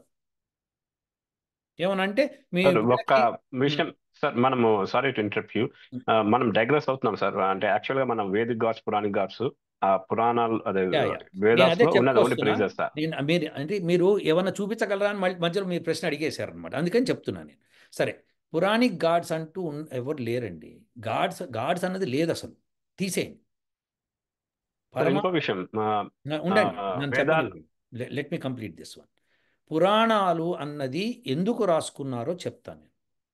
పురాణాలు అన్నది ఇప్పుడు బౌద్ధులు జైనులు ఏం చేశారు, ఒక సెక్షన్ ఏర్పడింది భారతదేశంలో. ఒక వేదం నుంచి సెపరేట్ అయ్యి మతం ఎందుకు ఏర్పడిందంటే ఈ మూడుల్ని చూశారు. ఏ మూడులైతే యజ్ఞంలో మాంసం వాడాలి అని చెప్పి అనుకునే మూడుల్ని చూసి వాళ్ళని దూరంగా పెట్టడం కోసము వీళ్ళు జైన్స్ వచ్చారు. ఆ తర్వాత బౌద్ధులు వచ్చారు. సో ఈ వీళ్ళిద్దరూ కూడా ఇప్పుడు నేను పిల్లి ఎదురు పడితే వెళ్ళకూడదు బయటికి అనుకుంటే, మీరు మీ తప్పు అని చెప్పి పిల్లి ఎదురు పడితేనే బయటికి వెళ్ళాలని మీరు పెట్టుకున్నారనుకోండి, ఇద్దరిది మూర్ఖత్వం అవుతుంది. సో అలానే వీళ్ళని చూసి వాళ్ళు, వాళ్ళని చూసి వీళ్ళు అని అనుకోండి. కానీ వేదం అయితే వేదమే, వేదం ఎక్కడికి పోదు. వేదాన్ని అర్థం చేసుకుందుకు స్టడీస్ అవన్నీ ఉండగా అవి చదువుకోవాలి. ఇప్పుడు భారతదేశంలో ఎందుకు అన్నది నేను చెప్తా చూడండి. ఈ దేశంలో అమెరికాలో ఇప్పుడు నేను ప్రస్తున్న దేశంలో చాలామంది స్టూడెంట్స్ 12th గ్రేడ్ తర్వాత మానేస్తారు స్కూలింగ్, కాలేజ్కి వెళ్ళరు. ఎందుకు? ఒకటి ఖరీదు ఒకటి ఎక్కువ, నంబర్ 2 ఆ చదువుతోనే వాళ్ళకి ఏ ఉద్యోగమో లేకపోతే ఏ బిజినెస్ పెట్టేసుకోవచ్చు. ఎందుకంటే ఇది రిచ్ నేషన్. అలానే భారతదేశం ఒకప్పుడు వెరీ రిచ్, దాంతో చదువు వెనకబడింది. చదువు వెనకబడిపోయేటప్పటికి ఉన్న ఉన్న ఫెసిలిటీస్తో అడ్జస్ట్ అయిపోవడం మొదలుపెట్టేశారు. ఇంక ఇంక ఇంకా కొత్త ఫెసిలిటీస్ మాకు అక్కర్లేదు. మాకు మంచి భోజనం దొరుకుతున్నది, మంచి ఫెసిలిటీస్ ఉన్నాయి, మంచి సుఖం ఉంది, మంచి ఇల్లు ఉంది, మంచి వాకిలు ఉంది, ఎవ్రీథింగ్ పీస్ఫుల్ ఉంది. సో వాళ్ళు దాంతో సెటిల్ అయిపోయారు. అందుకని వేదం వెనకబడింది అప్పుడు. ఆ వెనకబడిన దాన్ని అడ్వాంటేజ్గా పాశ్చాత్యులు తీసుకున్నారు. తీసుకొని మన దేశంలో చిందరవందర చేసి వాళ్ళు రాజ్యం వెళ్ళి వాళ్ళ సిస్టమ్ అంతా పెట్టి మన్ని చెడు కూడా ఆడుకున్నారు. కాబట్టి భారతదేశంలో అప్పటికీ బ్రాహ్మణులు ఎవరైతే వేదాన్ని అంటి పెట్టుకున్నారో వాళ్ళ సాక్రిఫైస్ తేనో ఈ రోజు దాకా మనకి వేదం మన చేతికి వచ్చింది. అట్లా వస్తుంది కంపల్సరీ, అది ఎవరో ఒకరు సాక్రిఫైస్ చేసి ముందుకు వెళ్తూ ఉంటుంది అనమాట. సో దెర్ ఫోర్ ఆ చదువు అందుకనే అది పెంపొందండ అంటే దానికి ఎంకరేజ్మెంట్ కావాలి. దేనికన్నా ఎంకరేజ్మెంట్ లేనిదే రాదండి. నేను చదువు చెప్తున్నాను, వేదన చదివిస్తున్నాను, జనాలు ఓకే, వాళ్ళకు కూడా ఏదో ఒక ఇన్సెంటివ్ ఉంటే కానీ ముందుకు వెళ్ళలేరు పైకి. Incentive should be there, otherwise not possible. So therefore చెప్పొచ్చేది ఏంటంటే వేదం చదవడానికి పౌరాణికులు అన్న వాళ్ళు పురాణాలు రాసుకున్నారు ఈజీ మెథడ్లో. అంటే ఏంటంటే వేదంలో ఉన్న కాన్సెప్ట్స్ని తీసుకొని వాళ్ళు పర్సానిఫికేషన్ చేసి రాశారు. లేకపోతే పర్సానిఫికేషన్ లేకపోతే చదవటం కష్టం అవుతుంది. ఈజీగా అవ్వడం కోసం పర్సానిఫికేషన్ చేశారు. సో ఆయుధ పూజ చేశారు, వాహన పూజ చేశారు. వాహన పూజ అంటే ఏమిటి యాక్చువల్గా? వాహనాన్ని శుభ్రంగా మెయింటైన్ చేసామా, దాన్ని అన్ని కొత్త కొత్తవి వేసామా, దానికి పాతవి ఉన్నట్టు తీసేసామా, కొత్తవి పెట్టామా, ఇవి చేయాలి. అవి చేయడానికి బదులు లాస్ట్కి పూజకు దిగారు. దానిలో మంత్రాలు ఉండేవి. మంత్రాలు ఏంటంటే వాహనాన్ని ఇలా చూసుకోవాలి అనే మంత్రాలు ఉండేవి. కానీ అది వదిలిపెట్టేశారు. వదిలిపెట్టేసేసి మామూలువి గణపతి ఈ శ్లోకాలు ఈ శ్లోకాలు ఆ శ్లోకాలు చదవడం మొదలుపెట్టేశారు. దాంతో ఏమైందంటే అలా వెళ్ళిపోతూ ఓ సిస్టమ్ అలా వచ్చేసింది. అరే నీకెందుకురా, వాడికి పోయి కొబ్బరికాయ కొట్టు, దాని ముందర కారు ముందర బొట్లు పెట్టు, పసుపు పెట్టు, బ్రహ్మాండంగా ఉంటుంది. వాడికేం తెలియదు నువ్వు ఏమాత్రం చదువుతున్నావో, చదివేసేయి, వచ్చే నీ పౌరోహిత్యానికి దక్షిణ తీసుకొని వచ్చేసేయి. ఇది జరిగింది. అది జరుపుకుంటూ వచ్చింది. సో అలా జరగడం మూలంగా మనకి చాలా నష్టమైందనే విషయం మనమే గమనించుకోవట్లేదు. సో అది జరుగుతుంది. కాబట్టి పౌరాణిక గాడ్స్ ఎవ్వరు లేరు, పర్సానిఫికేషన్ ఆఫ్ థింగ్స్. ఇప్పుడు భగవంతుడు ఎవడు అన్నది ఒకసారి స్పష్టత వస్తే బాగుంటుంది. మనకి ఎందుకు స్తోత్రం అని అడిగారు. చాలా ప్రైజింగ్ ఉంది, గాడ్ గురించి చాలా ప్రైజెస్ ఉన్నాయని. ఇవి ప్రైజెస్ కాదండి, these are the properties of those particular things. అంటే మీరు ఎలక్ట్రాన్ నాకు చూపించు అన్నాను అనుకోండి, మీరు ఏం చెప్తారు? ఎలక్ట్రాన్ చూపించలేము, ఇట్ కెనాట్ బి విజిబుల్. ఇదొక ప్రాపర్టీ. ఓకే, సరే ఎలక్ట్రాన్ మరి ఏంటి, మరి నేను ఎట్లా కనిపెడతానంటే దానికి ఒక నెగిటివ్ ఛార్జ్ ఉంటుంది, దాని మూలంగా అది పాజిటివ్ ఛార్జ్ వైపు పరిగెడుతుంది. Okay, very good. అయితే ఏంటి లాభం? దాన్ని మనం పట్టుకొని ఎలక్ట్రిసిటీ ప్రొడ్యూస్ చేస్తున్నాము, ఎలక్ట్రానిక్స్ తయారు చేసాము, ఇవి చేసాము, అవి చేసాము అని చెప్తాం. ఇవన్నీ దాని ప్రేజింగ్ అనమాట. దీన్నే స్తోత్రము అంటాం. ఎలక్ట్రాన్ ఎంత ప్రేజ్ చేస్తున్నాం మనం. అయితే ఇది మూఢత్వానికి వెళ్ళిపోయింది. మూఢత్వానికి వెళ్ళిపోయి ప్రేజింగ్ ఎలా జరుగుతోందంటే without knowledge what we are doing అని తెలుసుకోకుండా ఊరికే ఆ మంత్రాల్లో వల్లెవేస్తూ వచ్చేస్తున్నారు. అంతే తప్పితే దాన్ని నిజంగా ప్రయోగించి చేసుకుందాము అన్న ధ్యాస రావట్లేదు. ధ్యాస వస్తే బాగుపడదు, అది విశేషం. సో అందుకని స్తోత్రము అంటే properties, those are the properties of that particular item. ఏ దేని గురించి డిస్క్రైబ్ చేస్తున్నామో అదనమాట. సో వేద మంత్రానికి దేవత అని ఉంటుంది పైన. ఆ దేవత యొక్క ప్రైజింగ్ అనమాట. అంటే ఏంటి, దాని యొక్క ప్రాపర్టీస్ అని అర్థం చేసుకో. సార్ వేదంలో దేవుడు ఒక్కడే కాబట్టి ఆ దేవుడు అనేది ఒక మనిషి అయితే అవ్వకపోయినచ్చు, ఈ కాస్మోస్ నే దేవుడు అంటున్నారా? ప్లస్ ఇంకా సెకండ్ క్వశ్చన్ ఏంటంటే దాంట్లోనే దేవుడు జన్మ తీసుకోడు అని రాశారు అనుకుంటా కదా ఆయన, మ- మహర్షి దయానంద సరస్వతి ఎందుకు, వేద మంత్రమే ఉంది. అనేవాడు దేవుడు అనేవాడు జన్మ అనేది తీసుకోడు. కానీ ఇప్పుడు మనకు రాముడు కృష్ణుడు వీళ్ళంతా అవతారాల్లో ఉన్నారు కదా, ఉమ్. దానికి ఎట్లా చెప్తారు? దేవుడు వేదాల ప్రకారం ఇన్ని జన్మ క్వశ్చన్లు తీసుకోడు. ఒకసారి అడిగారు, మళ్ళీ ఒకసారి ఫస్ట్ స్టార్టింగ్ నుంచి ఒక క్వశ్చన్ అడగండి, మళ్ళీ మొదటి క్వశ్చన్ అడగండి. ఫర్ ఎగ్జాంపుల్ ఈ క్వశ్చన్ తీసుకోండి. ఆ, దేవుడు అంటే ఏంటి ఎగ్జాక్ట్ గా? First exactly. సింపుల్ గా బాగా. చెప్పేసాను, మరీ పెద్ద డీటెయిలింగ్ వద్దు. ఆ, దేవుడు అంటే ఒక మనిషి, ఒక physical Fama, it's completely non physical thing అనేది ఒకటి. జన్మ గురించి దేవుడు అనేవాడు వేదాల్లో ప్రకారం జన్మ తీసుకోడు. మరి రాముడు కృష్ణుడు ఇద్దరు నరసింహస్వామి ఇదవన్నీ ఏమి? దేవుడు దేవుడు అంటే ఏంటి? ఇప్పుడు ఈ సృష్టి చేసినవాడు దేవుడు అండి. He's is not a form, he cannot take form. ఆయన ఏ ఫాము తీసుకోలేడు. ఆయన ఇనేబిలిటీ అది. ఎటువంటి రూపము తీసుకోలేడు. ఎందుకంటే రూపం తీసుకోవాలి అంటే కనుక మనకి రూపాన్ని ఇచ్చాడు, మనకి కనిపించేందుకు ఒక రూపం ఇచ్చాడు. ఆ రూపం ఏంటి? శ్రీశ్చ తే లక్ష్మీశ్చ పత్న్యౌ అహోరాత్రే పార్శ్వే నక్షత్రాణి రూపం అశ్వినౌ వ్యాత్తం అని చెప్పి మంత్రం. అంటే ఏంటి? నక్షత్రాణి రూపం అంటే అన్ని నక్షత్రాల్ని ఒకేసారి చూడు, ఆయన రూపం కనిపిస్తుంది. అదే ఆయన రూపం. అంటే ఆయన ధరిస్తున్నాడు. ఇప్పుడు నేను ఏదో ఒకటి ధరించకపోతే నేను అని చెప్పుకోలేదు. నేను ఈ శరీరాన్ని ధరిస్తున్నాను. ఈ శరీరానికి 2 చేతులు, 2 కాళ్ళు, 20 వేళ్ళు ఇలా ఉన్నాయి కాబట్టి దీనికి ఒక రూపం ఉంది. అలానే నక్షత్రాలన్నింటినీ తీసుకుంటే, అన్ని నక్షత్రాలని తీసుకుంటే అది ఆయన రూపం.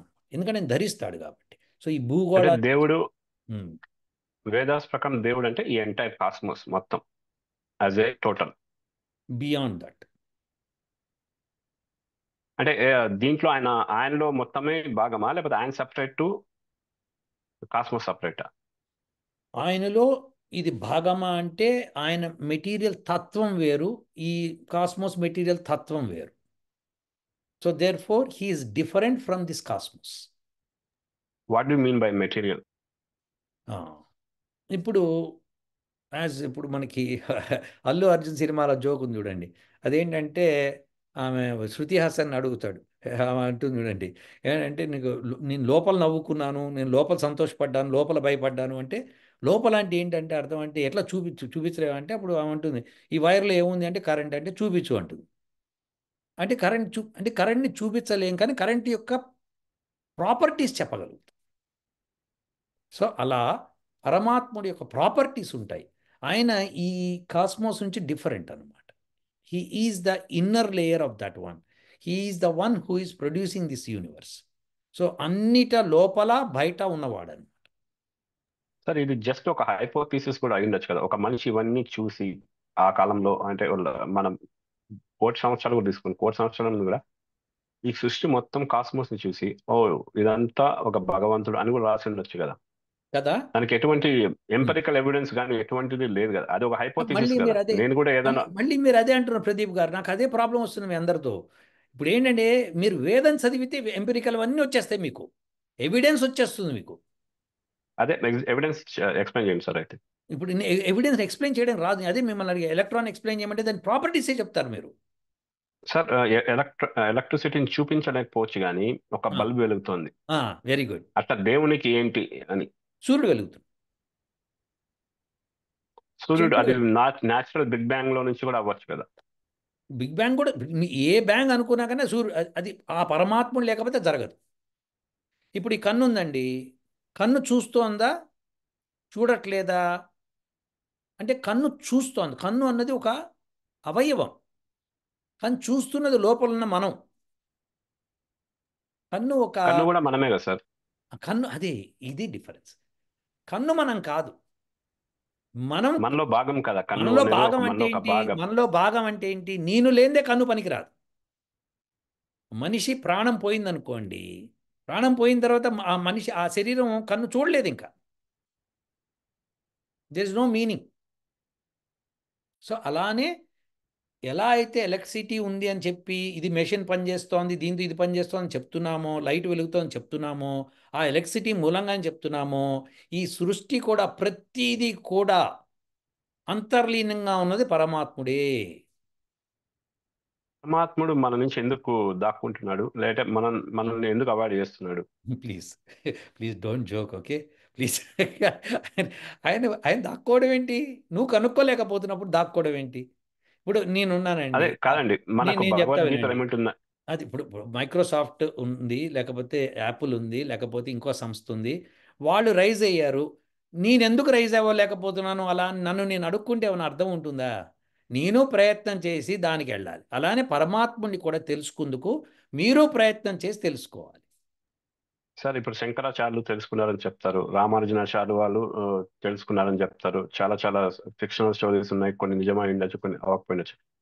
వాళ్ళు కూడా ఎంపరిగా అంటే ఇట్లా ప్రూవ్ చేయడం ఏం చేయలేదు కదండి. అంటే ఈ రోజుకి దేవుడు ఉన్నాడా లేదా అనే క్వశ్చన్ ఉంది కదా. కాదండి, లేదని చెప్తున్నా. ఇప్పుడు నేను మీకు అదే చెప్తున్నా. ఎలక్ట్రాన్ ఉందా లేదా అంటే ఉంది అనడానికి నిదర్శనం కొన్ని మీరు చూపించినట్టే, పరమాత్ముడు ఉన్నాడడానికి నిదర్శనాలు చూపిస్తున్నా. సార్ ఎలక్ట్రాన్ అనే దానికి అప్లికేషన్ గా చాలా ఉన్నాయి కదా, మనకు అప్లికేషన్స్ చాలా ఉన్నాయి కదా. భగవంతుడు గారు అప్లికేషన్ ఉంది అనే చెప్తున్నా నేను. అది ఏంటి? మీకు అదే చెప్తున్నా. ఈ సృష్టి ఆయన అప్లికేషన్ అండి. మొత్తం వేదం అంతా ఆయన సృష్టి. ఇప్పుడు మీరు పాయింట్కి వచ్చారు చూడండి. వేదంలో ఆయన సృష్టి ఎలా చేశాడు, సృష్టి ఎలా జరిగింది అన్న స్పష్టంగా ఉంది. అది మీరు దాన్ని అప్లై చేసి చూసుకోవటమే. అది తపస్సు ద్వారా తెలుసుకున్న వ్యక్తి, తపస్సు ద్వారా ఒక వ్యక్తి దాన్ని తెలుసుకుని ఉంటాడు. తపస్సు ద్వారా తెలుసుకుండొచ్చు, లేదంటే అంటే ఏంటి? వాళ్ళు ఎలా తెలుసుకున్నారు, రాసిన వ్యక్తి ఎలా తెలుసుకున్నారు? తపస్సు అంటే ఏంటి ఫస్ట్ మీరు డిఫైన్ చేయండి. అది meditation. I mean may not be exact right word, but నేను చెప్పేది అంటే తపస్సు అంటే మనం మీరు తపస్సు ధ్యానంలో డిఫైన్ కూర్చొని. చేయకుండా, మీరు తపస్సు అన్నది డిఫైన్ చేయకుండా మనం చెప్పలేం. తపస్సును ఫస్ట్ డిఫైన్ చేయాలి. ఓకే, నాకు తెలియదు అనుకోండి, వాళ్ళు ఎలా రియలైజ్ అయ్యారు దేవుడి నుంచి రివీల్ అయిన విశ్వం రివీల్ అయిందని వాళ్ళకి తెలిసింది కదా. యా, ఆ రాసిన శ్లోకం రాసిన మహర్షికి దానికి దేవుడు ఉన్నాడు, ఒక మహర్షి కూడా ఉంటాడు కదా చెప్పిన దానికి. ఆ మహర్షి ఎలా తెలుసుకున్నారు, ఆ పద్ధతి ఏమిటి? తపస్సు అని మీరే అన్నారు. తపస్సు అంటే ఏంటి తెలుసుకోండి. ఫస్ట్ తపస్సు నేను అంటే ఎక్స్ప్లెయిన్ చేశాను కదండి. తపస్సు అదే తపస్సు అంటే తపన చెందటం. తపన చెందటం అంటే తదేక దృష్టితో దాని గురించి ఆలోచించటం. మనస్సుతో ఆలోచించేది కాబట్టి అది మంత్రమైంది. సో మనస్సుతో ఆలోచించి దాని విషయాల మీద అనేక ఆలోచనలు పుంకానుపుంకాలుగా చేసుకొని దాన్ని ప్రయోగాత్మకంగా చూసుకున్నవాడు కాబట్టి మంత్రద్రష్ట అయ్యాడు. అయితే మీరు ఏమైనా కనిపెట్టాడు ఆయన కనిపెట్టింది మాకు ఎందుకు లేదు ఇప్పుడు అని అన్నారనుకోండి, నేను సింపుల్ ఎగ్జాంపుల్ చెప్తాను. Okay, rocket principle Newton's third law మీద ఆధారపడి ఉందా లేదా? ఉంది. ఉంది కదా. ఓకే, మరి న్యూటన్స్ థర్డ్ లా కనిపెట్టి ఎన్ని సంవత్సరాలు అయింది? కొన్ని సార్ అదే న్యూటన్ థర్డ్ లాకి ఆ, అప్లికేషన్ అనేది ఉంది, చాలా కనపడుతున్నాయి. అట్లా ఉండండి. నన్ను వేదాల్లో పూర్తి దానికి. చేయనివ్వాల. నన్ను పూర్తి చేయనివ్వాలి మీరు. నేను చెప్పే కాన్సెప్ట్ మీకు అర్థం కావట్లేదు. న్యూటన్ తన థర్డ్ లా ఇచ్చాడు కదండి. ఎందుకు రాకెట్ కనిపెట్టలేదు? అది ఇనిషియల్ ఫేజ్ లో ఆ, ఒక ఐడియా, దే బే దాని బే బే. అప్లికేషన్. మీరు అట్లా అది తప్పించుకోండి. ఇంతకు ముందు కూడా ఉంది. అదే దే బే బే బే బే తప్పించుకోవద్దు. న్యూటన్ తన థర్డ్ లా కనిపెట్టిన తర్వాత రాకెట్ ఎందుకు తయారు చేయలేదు? బెర్నౌలీస్ ప్రిన్సిపల్ ప్రకారము వస్తువులు ఇట్లా ప్రెషర్ ఇట్లా, గాలి ఇట్లుంటే ప్రెషర్ ఇట్లా, ఫ్లూయిడ్స్లో ప్రెషర్ ఉంటే విలాసిటీ ఇట్లా అని చెప్పి తయారు చేసిన ఆయన, ఫార్ములా ఇచ్చిన ఆయన ఏరోప్లేన్ ఎందుకు కనుక్కోలేదు? అదేనండి, దేనికైనా ఐడియా అనేది ఎవాల్వ్ అవుతూ వెళ్తుంది విత్ టైం. కాదు నంబర్ ఆఫ్ పీపుల్ కాదు కాదు కాంట్రిబ్యూటర్స్ కాదు ఉంటారు ఒక కాదు కాదు దాంట్లో. కాదు కాదు అదే తప్పు. అదే తప్పు. మీరు ఇలా తప్పించుకోకండి. ఐడియా ఎవాల్వ్ అవుతుంది కాదు.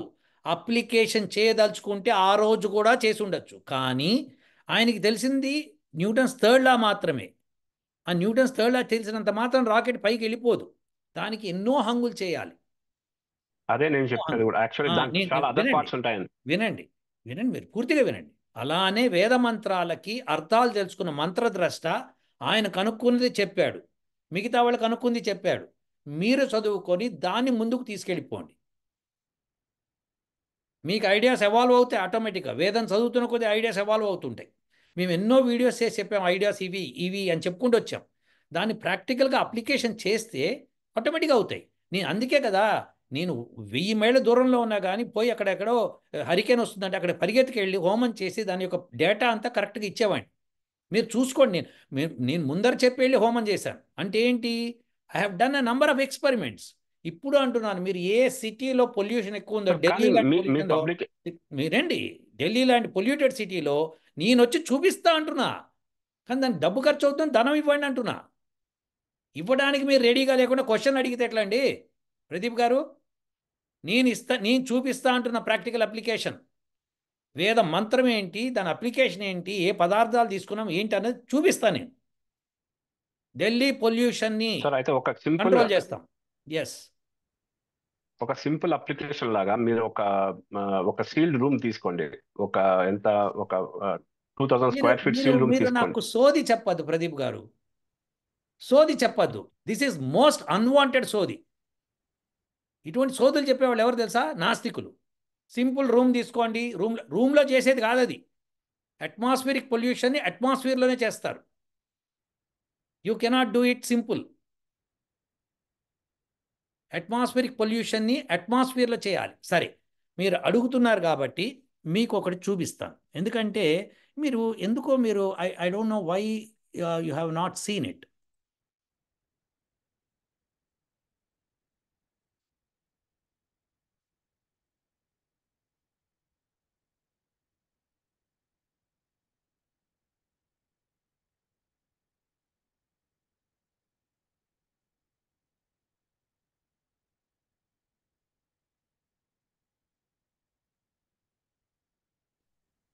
నేను మిమ్మల్ని క్వశ్చన్స్ అడుగుతాను, మీరు తప్పుగా తీసుకోవద్దు. బట్ నేను చెప్పేది ఏంటంటే ఒక్క నిమిషం ఉండండి, ఒక్క నిమిషం ఉండండి. Okay, just wait a second. ఎందుకంటే కౌంటర్ ఆర్గ్యుమెంట్ చేయకపోతే మీరు చెప్పి ఆర్గ్యుమెంట్ కాదు నేను అనేది ఏంటి, why don't you have the strength to discuss, అది నేను అనేది. నేనేమంటున్నానంటే when you're saying something don't give me some conditions and tell I said I can remove it, otherwise put me in jail. ఇది చూడండి, యజ్ఞ రిమూవ్స్ పొల్యూషన్ అని నా video first కొన్ని ఏళ్ల క్రితం చేసి చూపించాను ప్రాక్టికల్గా, మీరు అడిగిన రూమ్లోనే చేసి చూపించాను, చూడండి. We can see the dust particles clearly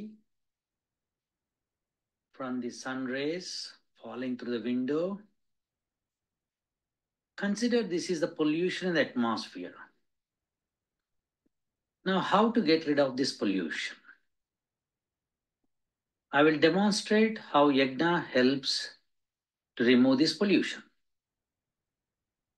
What I will do is, I will lit the incandescent sticks and see how that smoke will remove this pollution. Let's see. So let me put it here for temporarily and take this here, the incandescent lamp, incandescent sticks, and I will lit here.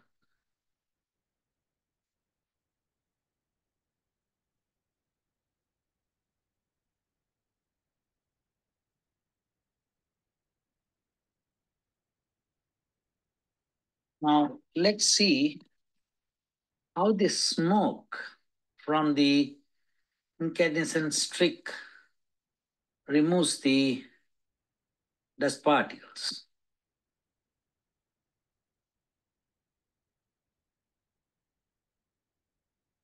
Smoke is slowly spreading and striking the particles.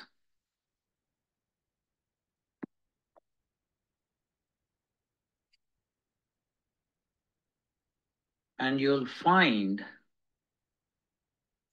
the dust particles disappearing slowly, steadily.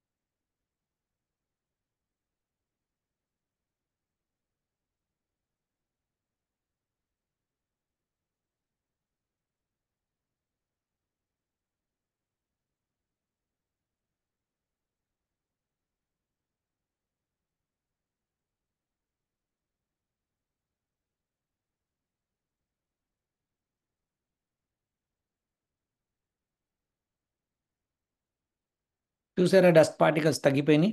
You can see that the number of particles which were previously present have decreased drastically because of the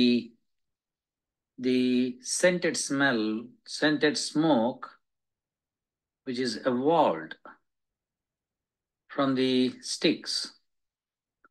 So the hot smoke has a property of reducing the dust particle in the atmosphere. So let's see. We can see that the number of particles previously present have come down by a greater extent. You get a more cleaner air because of this smoke.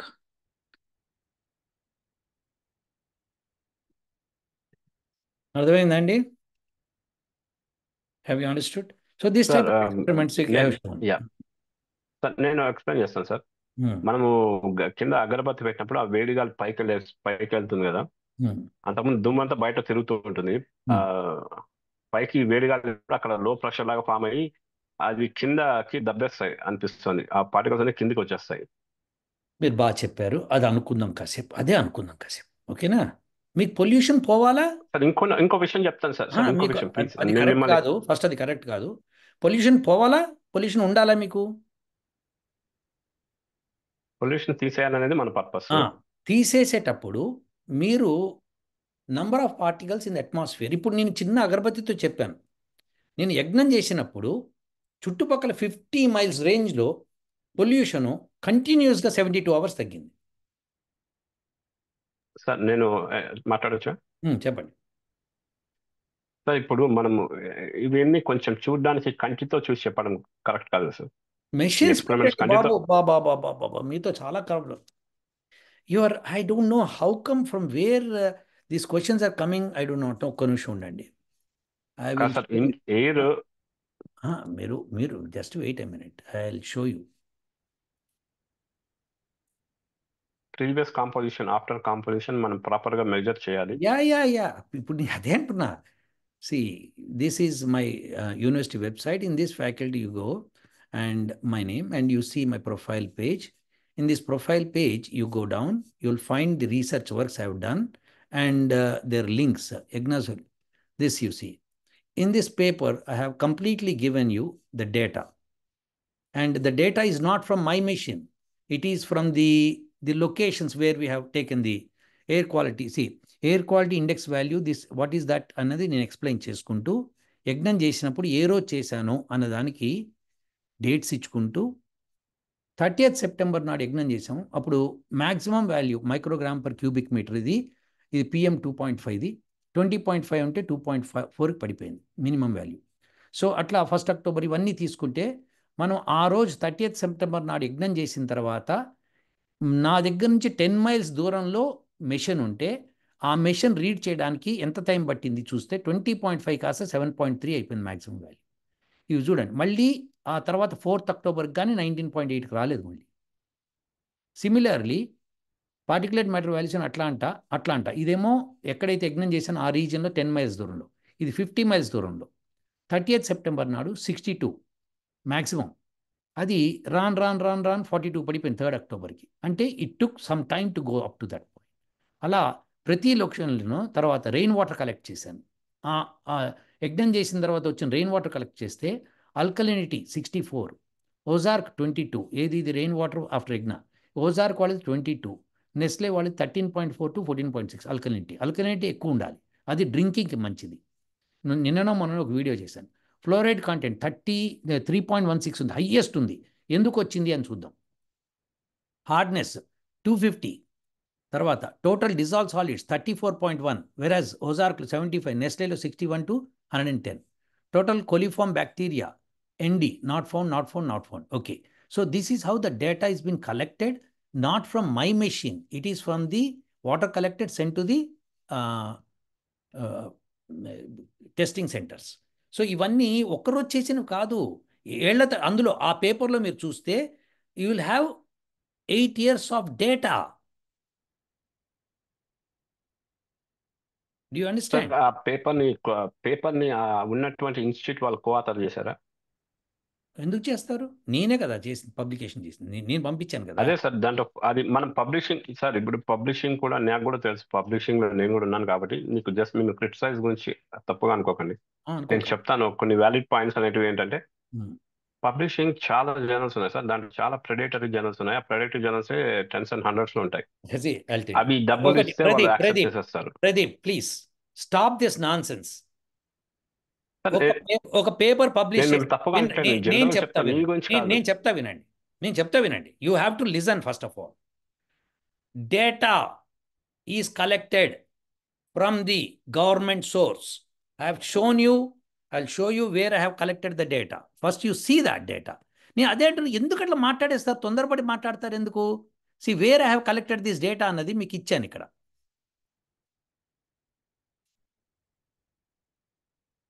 ఇగోండి www.epa.gov, ఇగో epa.gov.pm pollution particulate matter United states environment exchange, అక్కడి నుంచి data తీసుకొని ఎక్కడెక్కడి నుంచి నేను data తీసుకున్నాను ఇక్కడ రాశాను నేను. మీరు you have to go through that. నేను ఏమంటున్నా అంటే you just read the paper first. You read the paper and that is peer reviewed paper.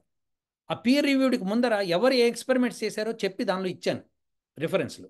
So you have to go through that paper, entire paper, go through the government website, whether the pollution on those 3 days which I did యజ్ఞ was there or not. ఒకటి, యజ్ఞం చేశాను అనడానికి proof ఉందా అంటే proof ఉంది. అట్లాంటి వాళ్ళు ఎంతమందిని గ్యాదర్ చేసి నేను చూపించాను ఆ రోజున యజ్ఞం అన్నది వాళ్ళ దగ్గర ఉంది data. So you have to get this one in to your mind. ఎంతకాలం మీరు ఇట్లా అబద్ధాలు చెప్పేస్తారు? ఏమనంటే అది పెద్ద స్టాండర్డ్ యూనివర్సిటీస్ కాదు, స్టాండర్డ్ డేటా కాదు ఇదని. నేను ఇంకోటి చెప్తా చూడండి. నేను అన్నాను అనుకోండి, నేను ఆరెంజ్ జ్యూస్ తీసుకొని వేడి చేసి తాగితే ఆరోగ్యానికి మంచిది అని చెప్పి పేటెంట్ నేను అడిగాను అనుకోండి, అప్పుడు పేటెంట్ వాళ్ళు ఏం చేస్తారంటే వెరిఫై చేస్తాడు. ఎవడన్నా పూర్వకాలంలో ఎవడన్నా ఏమైనా చెప్పాడా ఇలాంటిదని. వాళ్ళకి కనుక ఇండియాలో ఒక 1850లో ఒక జర్నల్లో ఎక్కడన్నా ఒక పత్రికలో పడింది అనుకుందాం కాసేపు, అది తీసుకొని అక్కడ ఆల్రెడీ చెప్పారు, మీరు చెప్పింది లాభం లేదంటాడు. లేదండి నేను ఎక్స్పెరిమెంట్ చేశాను, వాడు ఎక్స్పెరిమెంట్ చేయలేదు అని చెప్పాను అనుకోండి, లాభం లేదంటాడు. ఒకసారి చెప్పేశారంటే అది అయిపోయింది. పాయింట్ ఈస్, ఏదన్నా జర్నల్లో పబ్లిష్ అవ్వాలని ఎందుకు కోరుకుంటామంటే మేము ఫస్ట్ ఆ డేటా ఇచ్చాము. ఈ రోజున నేను చెప్పినది యూట్యూబ్లో పెడితే యూట్యూబ్లో ఈజ్ ఏ ఓపెన్ సోర్స్. నేను చెప్పాను అంటే ఫస్ట్ నేను చెప్పిన తర్వాత రేపు పొద్దున ఎవరు చెప్పినా నేను చెప్పిన తర్వాతనే. So these are the points. మీరు ఎందుకు అర్థం చేసుకోవట్లేదు? ప్రెడేటర్ జర్నల్స్ ఉండవు, పబ్లికేషన్స్ ఉంటాయి. పీర్ రివ్యూ జరగాలి. పీర్ రివ్యూ జరగడానికి వాళ్ళ దగ్గర ఒక ప్యానల్ ఉంటుంది. ఆ ప్యానల్ని వాళ్ళు ఉన్నారా లేదా వెరిఫై చేసుకొని, sir have you referred this paper, your in this panel అని చెప్పి రాయండి. రాస్తే వాళ్ళు చెప్తారు, yes I have reviewed this paper, లేదు I didn't review and this someone putting my name there wrongly అని చెప్తారు. ఆ దమ్ము మనకు ఉండాలి. అది చెప్పకుండా ప్రిడేటర్ జర్నల్స్ అని చెప్పి తోసేయటం కాదు. అమెరికాలో జర్నల్లో పబ్లిష్ కావాలి అంటే కనుక మీరు యూనివర్సిటీలో చేస్తున్నప్పుడు, యూనివర్సిటీ ప్రొఫెసర్ ద్వారా మీరు వెళ్తున్నప్పుడు ఆ పేపర్ని పబ్లికేషన్ పంపిస్తే పీర్ రివ్యూ జరుగుతుంది. అది స్టాండర్డ్ మోడల్. న్యూటన్ పబ్లిష్ చేసినప్పుడు పీర్ రివ్యూ జరిగిందా? కెప్లర్ పబ్లిష్ చేసినప్పుడు పీర్ రివ్యూ జరిగిందా? కెప్లర్కి does he know the distance between earth and sun? I'm asking you a straight question, Pradeep. Does Kepler know the distance between sun and earth? Every నాస్తికుని, everybody in this scientist ని నేను challenge చేస్తున్నా ఈ రోజున. Does Kepler know the distance between earth and sun? నేను Kepler గురించి ఏం చదవలేదు, నాకు తెలియదు కాబట్టి నేను ఎట్లా చెప్తాను సార్. అంటే నేను చదవాలి, దాని గురించి నాకు తెలవాలి. కాదు, మీరు సింపుల్ ఇప్పుడు గూగుల్ చేయండి, when did people know the distance between sun and earth? మీకు వస్తుంది. కెప్లర్ ఎప్పుడు వాడో చూడండి. Kepler gave the laws of motion of the planets. ఇప్పుడు నేను అడిగాను క్వశ్చన్, కెప్లర్కి distance between sun and earth తెలియకుండా ఎట్లా ఇచ్చాడులా? మనం చూడవలసింది ఏంటంటే, క్రెడిట్ ఏం చూడాలంటే అతను చెప్పింది కరెక్టా కాదా. కరెక్ట్ అయితే ఎలా కరెక్ట్, ఎలా తప్పు, అది వెరిఫై చేయాలి. మీరు ప్రెడేటర్ జర్నలు, వీడు ఆ జర్నలు ఈ జర్నలు కాదరా బై. నేను పబ్లికేషన్ చేశాను. ఇప్పుడు అందుకే నేను మీకు ఫస్ట్ క్వశ్చన్ అడిగింది, మిమ్మల్ని అడిగింది నేను కంప్లీట్ చేయలేదు ఇంకా. నేను పబ్లికేషన్ చేసిన దాన్ని మీరు వెరిఫై చేసి, వెంకటాచాగంటి గారు మీరు యజ్ఞం చేశారన్నారు, మీ మెటీరియల్స్ ఇచ్చారు, మీరు ఇది ఇచ్చారు, ఈ రోజున ఈ అట్లాంటాలో ఇట్లా తగ్గిందని చూపించారు, ఇది కరెక్ట్ కాదు అని నేను చెప్తున్నాను. మీరు తప్పు ఇచ్చారు డేటా, ఈ డేటా గవర్నమెంట్లో పబ్లిష్ కాలేదు, అప్పుడుగో ఈ డేటా లేదు, ఇంత పొల్యూషన్ ఇంత తగ్గినట్టుగా ఎక్కడా చూపించలేదు అని మీరు నాకు చెప్పండి. నంబర్ 1. నంబర్ 2, మీరు ఇంకొకసారి చేసి చూపించండి మాకు, మేము నమ్ముతాము. Yes, let us bring the scientist together, put them there. నేను చేస్తాను, వాళ్ళనే డేటా కలెక్ట్ చేసుకోమని చెప్పండి. నేను ఇంత ఛాలెంజ్ ఓపెన్గా నేను ఛాలెంజ్ చేస్తున్నప్పుడు మీరు అర్థం చేసుకోవట్లేదు. ఏంటంటే you are not understanding. There is a process అండి. సైంటిఫిక్ ప్రాసెస్ అంటే ఏంటంటే, సైన్స్ ఈజ్ సంథింగ్ నాట్ నువ్వు చేస్తే సైన్స్, నేను చేస్తే సైన్స్ కాదు అని చెప్పడం తప్పంటున్నా నేను. You got to verify from the source. Come on, do it. మీరు నన్ను ఏమాత్రం కూడా, ఎవ్వరు కూడా ఇది తప్పు అని చెప్పే ముందర మీరు వచ్చి మీరు చెయ్యండి సార్, మీరు 10 కోట్లు ఖర్చు పెట్టండి, మీ వల్ల నేను ప్రూవ్ చేయలేకపోతే ఆ 10 కోట్లు నేను ఇస్తా. It's a challenge, open challenge, come on take it. Sir ఇంత ఛాలెంజ్ కూడా అవసరం లేదు sir. Can I speak? Speak. నేను ఫస్ట్ క్వశ్చన్ కూడా మిమ్మల్ని అడిగింది, ఎవరైతే ఆ ఇన్స్టిట్యూట్ ఉన్నారో మెజర్ చేసే ఇన్స్టిట్యూట్, వాళ్ళు కో-ఆథర్ చేయాల్సి వస్తుంది సార్ ఈ పబ్లికేషన్ లో. కాదండి, మీకు లేకపోతే అర్థం కావట్లేదు. మెజర్ చేసి వాళ్ళు నాది మెజర్ చేయలేదండి వాళ్ళు. కాదు సార్, అది మీ వల్ల తగ్గిందా, వల్ల అది తగ్గిందా, లేకపోతే అదర్ ఫ్యాక్టర్స్ ఉన్నాయని అందుకే ఎలా మీరు నా వల్ల చేయగలుగుతారు? తగ్గిందా లేదా అనడానికి నేనేమంటున్నానంటే, ఒక్క ఏడాది చేసింది కాదు ఇది. 8 years continuously have done and different sir times ఎన్నిసార్లు చేసినా కూడా మీరు డేటా కలెక్ట్ చేసుకుంటున్నారు, వెబ్సైట్ నుంచి వెళ్ళి డేటా మీరు చూసుకుంటున్నారు. అది వెబ్సైట్ లో ఉండొచ్చు, but your home is the only and exclusive factor అని ప్రూవ్ చేయడానికి వాళ్ళు కో-ఆథర్ చేయాల్సి వస్తుంది. అప్పుడే అది యాక్సెప్టబుల్ అవుతుంది సార్. అదే ఇది నేను మీకు తప్పండి. చెప్పబోయే. ఓకే, ఇది చెప్దామండి. ఇప్పుడు ఇది కరెక్ట్ చేద్దాం. Let's see this one. Okay, ఒక ఎక్స్పెరిమెంట్ చేశారండి ఒక సైంటిస్టు. ఎక్స్పెరిమెంట్ చేసినప్పుడు నా రిజల్ట్స్ ఇవి అని పెట్టాడు. నీ మూలంగానే ఈ రిజల్ట్స్ అనడానికి చిన్న వ్యాక్యూమ్ ట్యూబ్లో, చిన్న ట్యూబుల్లో చేసుకొని కెమికల్ కంపోజిషన్ చేస్తుంది. ఇది అట్మాస్ఫియర్ అండి బాబు. అట్మాస్ఫియర్. ఇప్పుడు ఒక 10 సంవత్సరాల నుంచి మీరు ఆ రోజుల్లో పొల్యూషన్ చూడండి. అదే ప్లేస్లో మండే, ట్యూస్డే, వెన్స్డే నాడు వెహికల్స్ వెళ్తూ ఉంటాయి. అప్పుడు ఆ పొల్యూషన్ది చూడండి, డేటా చూడండి. ఓకే, వర్షం లేదు, ఏమీ లేదు, డేటా ఇది. నేను ఇప్పుడు హోమం చేశాను, నేను అదే చేశాను. నేను హోమం చేస్తున్నాము, చూడండి పొల్యూషన్ తగ్గుతుంది. Okay, number 1. నంబర్ 2, ఇప్పుడు ఆ పొల్యూషన్ తగ్గింది, ఒక్కసారి తగ్గిందండి, రెండోసారి చేయండి. రెండోసారి చేశాం, మూడోసారి చేశాం, నాలుగోసారి చేశాం, 8 సార్లు కంటిన్యూస్గా చేసిన, ప్రతి సంవత్సరం ఒక్కొక్కసారి 2 సార్లు చేసినప్పుడల్లా పొల్యూషన్ తగ్గటం అంటే that is an indication that because of this that has happened. If there is any other reason అయితే మీరు చెప్పండి. సార్ అదే నేను చెప్పేది ఏంటంటే, ఈ క్లెయిమ్స్ మీరు చేస్తున్నారు కాబట్టి అది అగ్రిమెంట్ లోకి తీసుకోరు.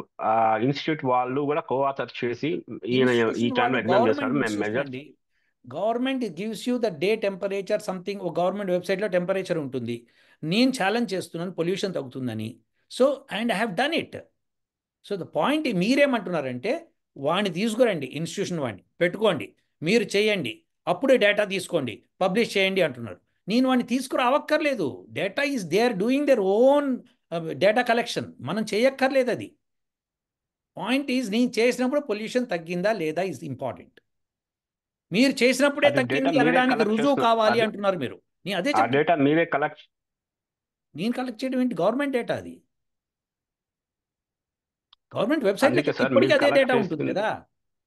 అదే సార్, మీరు జనమైన మీరు మనిషి అయి ఉండొచ్చు, కానీ దొంగ వాళ్ళు కూడా ఉంటారు కదా, దొంగ అట్లా వాళ్ళు ఆలోచిస్తారు కదా.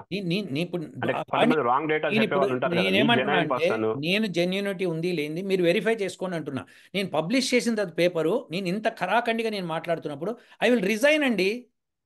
ఇంకా నేను వేదాలు ముట్టుకొని ఏం ముట్టుకోను, ఆ వెబ్సైట్ తప్పని నిరూపించుకోండి. What I'm saying is, why don't you understand? You cannot do sir నేను ఎనీథింగ్. నమ్ముతాను sir.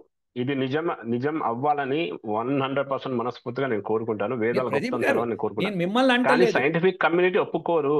Scientific community there is a లేదండి. ప్రాసెస్. సైంటిఫిక్ కమ్యూనిటీ లేదండి బాబు. మీరు ఇది అర్థం చేసుకోండి. సైంటిఫిక్ కమ్యూనిటీ అనేది మీకు అనుకూలంగా ఉంటే ఆ సైంటిఫిక్ కమ్యూనిటీ అనకూడదు. సైన్స్ అంటే ఏమిటి? Science depends on data. You don't have data, no science.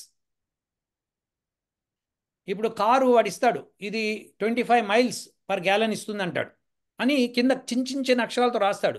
మీరు ఈ రోడ్ల మీద వెళ్ళినప్పుడు ఇట్లా, ఈ రోడ్ల మీద వెళ్ళినప్పుడు ఇట్లా, ఈ రోడ్ల మీద వెళ్ళినప్పుడు ఖచ్చితంగా వాడు చెప్పడు. అవునా కాదా? Is there any data today which is appropriate? ఈరోజు నాసా వాళ్ళు సైంటిస్టులు ఇద్దరిని అక్కడ పెట్టారండి. పెట్టి ఇప్పుడు వాడికి ఏం చేయాలో వాళ్ళని తీసుకురావడం వస్తలేదు వాడికి. సార్ కానీ రెండు డిఫరెంట్ థింగ్స్ సార్. ఫస్ట్ కాదండి, కాదు. Mileage. Science experiments. Experiment is science. You don't do any experiment, you say it's right, it's not right. ఇప్పుడు ఆవు పాలు తాగడం మూలంగా మీకు ఒంట్లో బాగుంటుందండి, మీ జబ్బుకి ఇది నయం అవుతుందని అన్నాం అనుకోండి. ఆవు పాలు తాగాడు, తగ్గింది. ఓకే, అలా 100 మందికి ఇచ్చాడు, 100 మందికి తగ్గింది. దాన్ని ఏమంటారండి? క్లినికల్ ట్రయల్ అంటారు. అవునా కాదా? కానీ దాంట్లో చాలా ఫ్యాక్టర్స్ ఉంటాయి కదా సార్. అంటే ఎన్ని ఏ పాలు ఎన్ని ఎన్ని ఇస్తున్నారు, ఎన్ని మీరు మీరు పాలు సోర్స్ ఒకటేనా, వేరే వేరే సోర్స్ మారిందా 100 మందికి, అదే అది ఆ ఓవర్ 100 పీరియడ్ మంది ఆఫ్ టైమ్ దేర్ ఆ పాలలో దేర్ ఇంగ్రీడియంట్స్ ఏమున్నాయి, దాంట్లో అది ఏ టు ఒక 1 నుంచి 10 ఉన్నాయా, దాంట్లో 1 వల్ల అవుతుందా, 10 వల్ల అవుతుందా, లేకపోతే ఓన్లీ 3 వల్ల అవుతుందా, అది అది ఆ ఇలా డేటా చాలా. అదే వాళ్ళకి కావాల్సినట్టు వాళ్ళు చేసుకుంటారండి. నాకు కావాల్సింది ఇది, ఇలా చేసుకుంటాను. This is science. When you do something don't define science. Okay, please don't define science Pradeep, please. Define ఇప్పటికే చాలా చేస్తామని మంది చెప్తాను డిఫైన్ సార్. సైన్స్ గురించి డిఫైన్ చేస్తే లాస్ట్కి ఏం చేశారు? Pluto is not a planet అని తేల్చారు. సార్ ప్రాపర్ మెథడాలజీ అనేది ఇంపార్టెంట్ అని మాత్రమే చెప్తున్నాను Yes, సార్. ఎందుకంటే మనం methodology ఎన్నైనా should క్లెయిమ్ not, చేయొచ్చు. methodology is not defined by a single person or a single unit. It has to be defined by అదే each సార్, person. ఇప్పుడు మీరు కాకుండా అదే ఎక్స్పెరిమెంట్ చేసిన వేరే ఆథర్స్ ఎవరైనా ఉన్నారా, అదే ఉన్నారు, ఎక్స్పెరిమెంట్ రిలేటెడ్వి ఉన్నారు. ఫారిన్ ఇచ్చాను, ఆథర్స్ పబ్లిష్ రిఫరెన్స్లో చేసిన ఇచ్చాను, ఉన్నాయి? రిఫరెన్స్లో ఇచ్చాను, కానీ వాళ్ళు చేసింది వేరు. అయినా సరే వాళ్ళు రిఫరెన్స్ ఇచ్చాను, చూసుకోండి. యుఎస్ లో ఎవరైనా చేశారా, లేకపోతే యూరోప్ లో చేశారా, యుఎస్లో లేకపోతే ఎవరు ఓన్లీ ఇండియన్? చేయరండి, యుఎస్లో ఎవరు చేయడండి, యుఎస్లో ఎవరు చేయడు. Okay, anyhow, it's lot sir of time. I have other works, okay, will discuss again. Okay, right. Okay sir, thank you and yeah, thanks for your time. Yeah, thanks, నమస్కారం. ఓ